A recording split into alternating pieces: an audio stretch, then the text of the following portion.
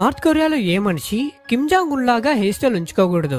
ఒకవేళ ఉంచుకుంటే జైల్లో వేసి కుల్లబడస్తారు. నార్త్ కొరియాలో ఈ ప్రపంచంలోనే లేని చట్టాలు చాలానే ఉన్నాయి. అందులో కొన్ని చట్టాల్ని ఇప్పుడు మనం చూద్దాం.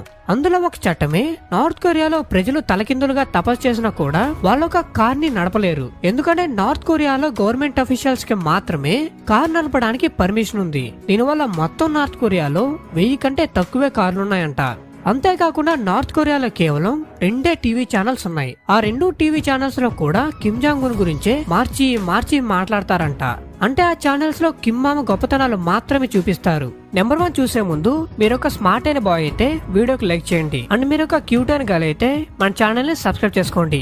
ఈ ప్రపంచం మొత్తం వారంలో 7 రోజుల్లో 6 రోజులు మాత్రమే పని ఉంటుంది. కానీ నార్త్ కొరియాలో ఎలా అంటే వారంలో 7 రోజులు పని చేయాలి, బట్ జీతం మాత్రం 6 రోజులకే ఇస్తారు.